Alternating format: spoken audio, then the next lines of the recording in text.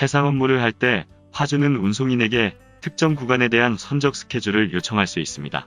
이때 운송인은 직항과 환적 스케줄을 각각 제시하는 경우가 있고 직항 혹은 환적 중에 하나만 제시하는 경우도 있습니다. 직항을 다이렉트라고 하며 환적을 트랜시먼트의 약자로서 TS라고 표기합니다. 예를 들어 컨테이너 단위 화물로서 FCL로 수출하는 한국의 수출자가 포워더에게 부산항에서 독일 함부르크항까지 선적 스케줄을 요청했다고 가정해 보겠습니다. 그리고 포워더는 대만 국적선사인 에버그린의 직항 스케줄을 제시했습니다. 다이렉트라는 문구를 보실 수 있을 것입니다. 선박은 프랑스 국적선사인 CMA-CGM의 테레네라는 선명을 가진 선박입니다. 여기서 좀 이상한 부분이 있죠.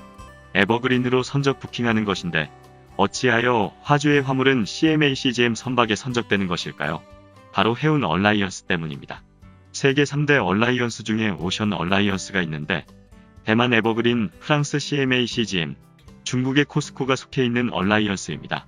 얼라이언스에 속한 선사들 간에 선박의 스페이스 공유를 하기 때문에 에버그린은 부킹을 받는 부킹 선사가 될 수 있고 CMA-CGM은 실질적인 선박을 운영하는 운항 선사로서 역할을 하는 상황입니다.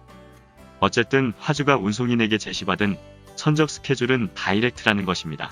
다이렉트, 즉 직항은 화주가 요청한 선적항에서 화주의 화물을 선적한 선박이 화주가 요청한 목적항까지 가서 화주의 화물을 양하하는 것입니다. 그러니까 지금 보시는 CMA-CGM 소속의 테레네라는 선박이 화주가 요청한 선적항 부산항과 목적항 함부르크항 모두를 기항한다는 뜻입니다.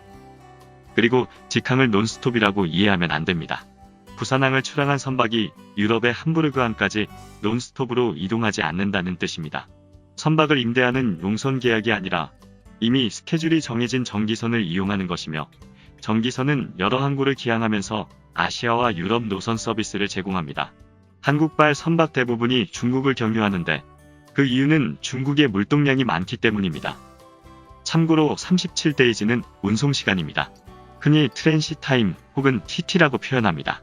무역결제에서 TT는 계좌이체 방식이니 해상 업무에서의 TT와는 구분해야 할 것입니다.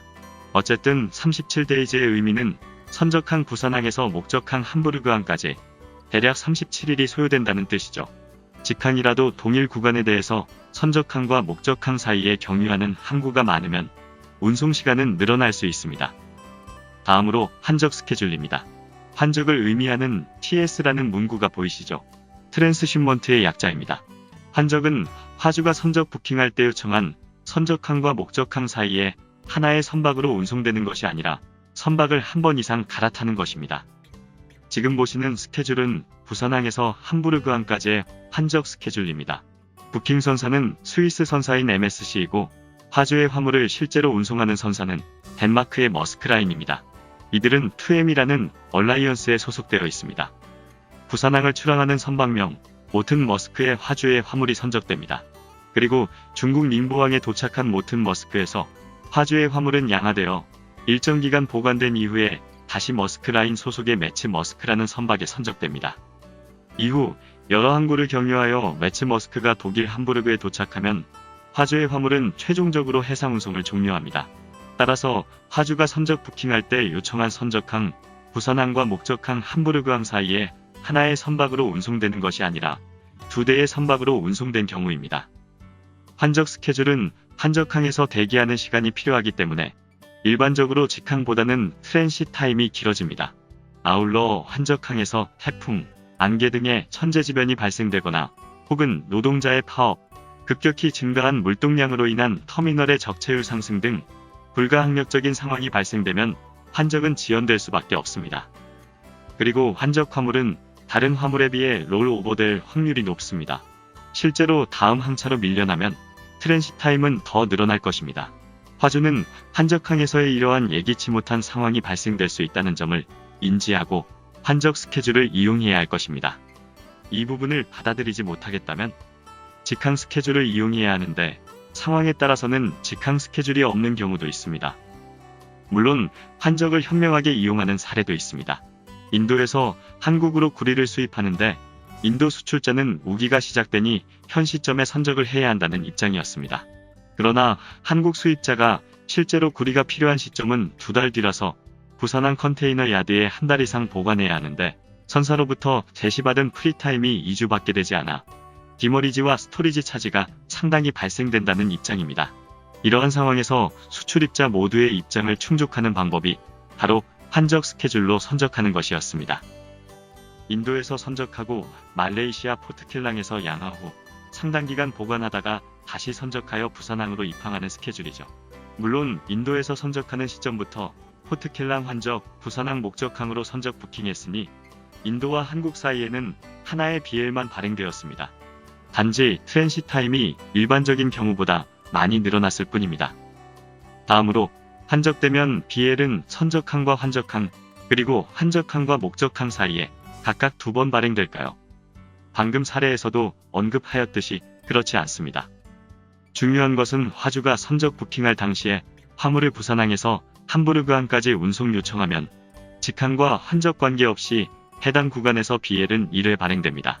부산항을 출항해서 닝보항에서 환적되었다 해서 부산항과 닝보항, 그리고 닝보항과 함부르크항 이렇게 각각 BL이 발행되는 것은 아닙니다. 그리고 실제 운송에서 환적이 이루어졌더라도 부산항과 함부르크항 사이에 BL이 1회 발행되었다면 BL이라는 서류상으로는 환적으로 해석하지 않고 직접 운송으로 해석됩니다.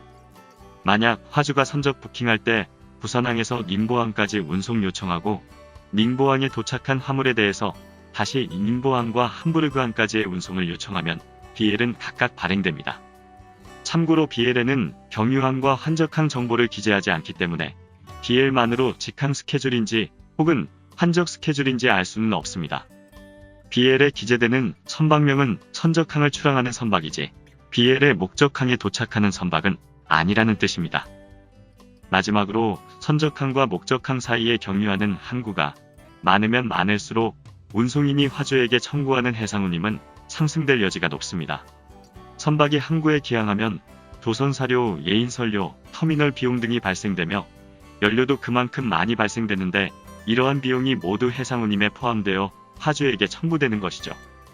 당연히 환적되면 환적항에서 화주의 화물이 일정 기간 보관되고 양화와 선적이 환적항에서 이루어지니 이러한 비용이 환적 화물의 해상운임에 반영될 것입니다.